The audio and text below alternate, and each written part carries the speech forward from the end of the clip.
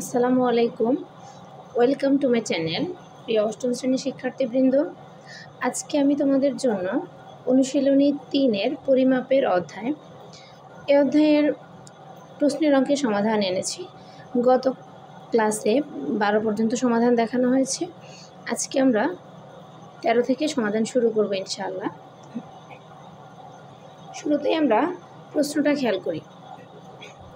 একটি ত্রিভুজাকৃতির ক্ষেত্রের ভূমি 24 মিটার এবং উচ্চতা 15 মিটার 50 সেন্টিমিটার হলে এর ক্ষেত্রফল নির্ণয় করো।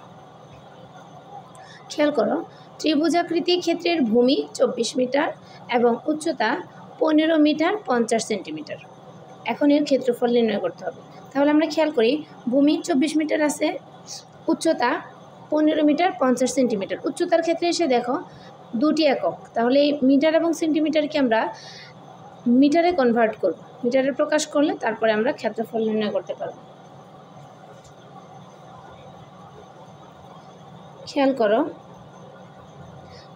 দেওয়া আছে ত্রিভুজ ক্ষেত্রের ভূমি 24 মিটার, উচ্চতা 15 মিটার 50 সেন্টিমিটার। এটাকে আমরা আগে কিসে প্রকাশ করব? মিটারে প্রকাশ করব। তাহলে 15 যোগ, এখানে যদি মিটার এবং সেন্টিমিটারকে আমরা মিটারে প্রকাশ করে ফেলি, তাহলে কিন্তু দুটি একই একক হয়ে যাবে এবং এককগুলো যোগ হয়ে যাবে। তাই আমরা এখানে যোগ দিলাম। 15 যোগ 50কে যদি আমরা মিটারে প্রকাশ করি, আমরা জানি 100 সেন্টিমিটার সমান 1 মিটার, তাহলে 100 দিয়ে ভাগ দিতে হবে। তাহলে 100 ভাগ 50।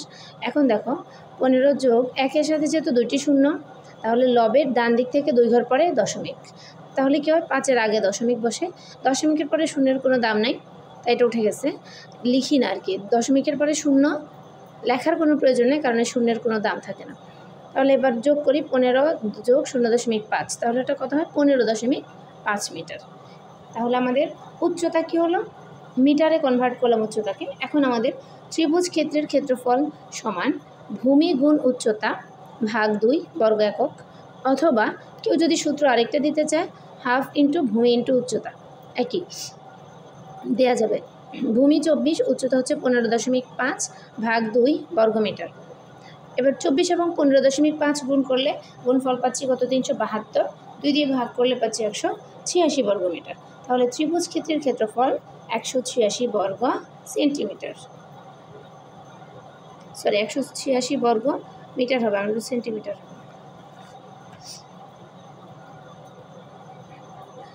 14 নং অঙ্কটা খেয়াল করো। একটি আয়তাকার ক্ষেত্রের দৈর্ঘ্য 48 মিটার এবং প্রস্থ 32 মিটার 80 সেন্টিমিটার। ক্ষেত্রটির বাইরে চারদিকে 3 মিটার বিস্তৃত একটি রাস্তা আছে। রাস্তাটির ক্ষেত্রফল কত? আমরা 10 নম্বর অঙ্কটা করেছি। এই 14 নম্বর অঙ্কটা কিন্তু হুবহু 10 নম্বর অঙ্কের নিয়মেই হবে। তবে এখানে এই যে খেয়াল করো, প্রস্থ দিয়েছে কত? 32 মিটার 80 সেন্টিমিটার। ঠিক এই 15 মিটার 50 সেন্টিমিটারকে যেভাবে আমরা মিটারে কনভার্ট করছি, প্রস্থ 32 মিটার 80 সেন্টিমিটারকেও একইভাবে আমরা মিটারে কনভার্ট করব।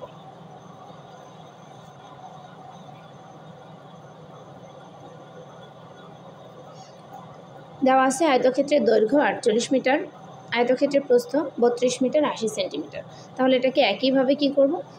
80কে মিটারে প্রকাশ করব। তাহলে মিটার প্রকাশ করতে গেলে 100 দিয়ে ভাগ, কারণ আমরা জানি 100 সেন্টিমিটার সমান 1 মিটার। এখন একের সাথে যেহেতু দুটি শূন্য, লবের ডান দিক থেকে 2 ঘর পরে দশমিক।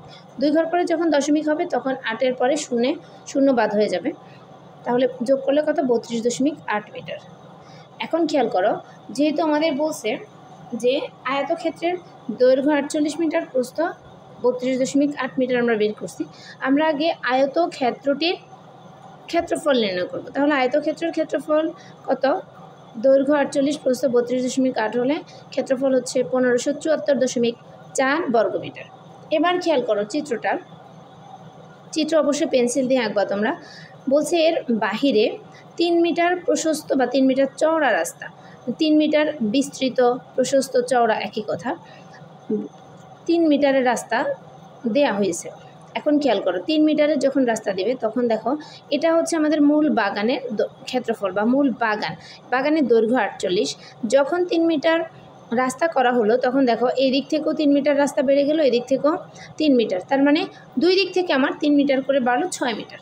প্রস্থের ক্ষেত্রেও সেম কথা খেয়াল করো, এটা যদি আমার 32 হয়, এখানে 3 মিটার বাড়লো, এখানে 3 মিটার বাড়লো, এখানেও প্রস্থ আমার দুদিক থেকে মোট 6 মিটার বেড়ে গেল। তাহলে এখন আমি টোটাল পুরো ক্ষেত্রটির আগে ক্ষেত্রফল নির্ণয় করতে হবে। যেহেতু রাস্তার বিস্তৃতি 3 মিটার, সুতরাং রাস্তা সহ ক্ষেত্রটির দৈর্ঘ্য কত হবে?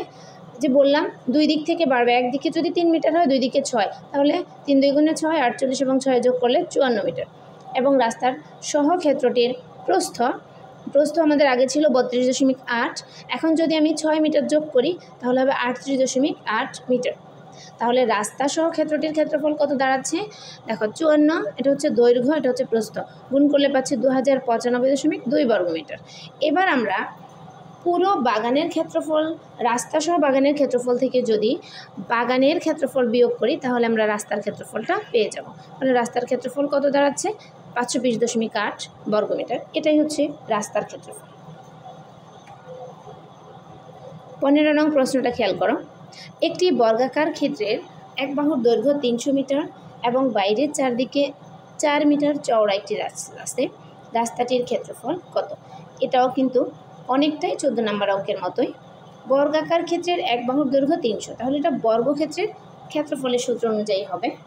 আমরা খেয়াল করি, বর্গক্ষেত্রের এক বাহুর দৈর্ঘ্য 300 মিটার দেওয়া আছে, তাহলে আমরা জানি বর্গক্ষেত্রের ক্ষেত্রফল সমান বাহু গুণ বাহু। এই সূত্রটা যদি কেউ এক বাহুর দৈর্ঘ্য স্কয়ার দেয় একই হবে। তাহলে 300 গুণ 300, এটা গুণ করলে কত হয়? 90,000 বর্গমিটার। এবার যেহেতু রাস্তার চওড়া 4 মিটার, তাহলে বর্গের এক বাহুর দৈর্ঘ্য আগে ছিল 300 মিটার। এখন সেম কথা, যদি রাস্তার চওড়া 4 মিটার হয় তাহলে রাস্তা দুই দিক থেকেই কিন্তু বৃদ্ধি পাবে, তাহলে রাস্তা বাড়বে কত মিটার? 8 মিটার। রাস্তা সহ ক্ষেত্রের দৈর্ঘ্য কত হয়? 308 মিটার। তাহলে রাস্তা সহ এবার ক্ষেত্রের ক্ষেত্রফল নির্ণয় করব। ক্ষেত্রফল সমান 308 গুণ 308, যেহেতু সূত্র আগে লিখছি বাহু গুণ বাহু, তাহলে এখন 94,864 বর্গমিটার। এটা হচ্ছে রাস্তা সহ বর্গক্ষেত্রের ক্ষেত্রফল। আমাদের কাছে চাইছে রাস্তার ক্ষেত্রফল, তাহলে আমরা কি করব? পুরো ক্ষেত্রটার ক্ষেত্রফল থেকে শুধু বর্গের আগের ক্ষেত্রফলটা যদি বিয়োগ করি তাহলে আমরা রাস্তার ক্ষেত্রফলটা পেয়ে যাব।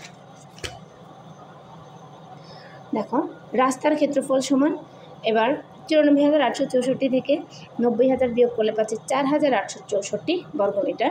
এটাই হচ্ছে রাস্তার ক্ষেত্রফল। এবার 16 নম্বর অঙ্কটা খেয়াল করো। একটি ত্রিভুজাকৃতির জমির ক্ষেত্রফল 264 বর্গমিটার। ত্রিভুজাকৃতির জমির ক্ষেত্রফল 264 বর্গমিটার। এর ভূমি 22 মিটার হলে উচ্চতা নির্ণয় করো। একদম সহজ একটা অঙ্ক। এখানে ডিরেক্ট উচ্চতা নির্ণয় সূত্র দিয়েই আমরা সমাধানটা করে ফেলতে পারবো।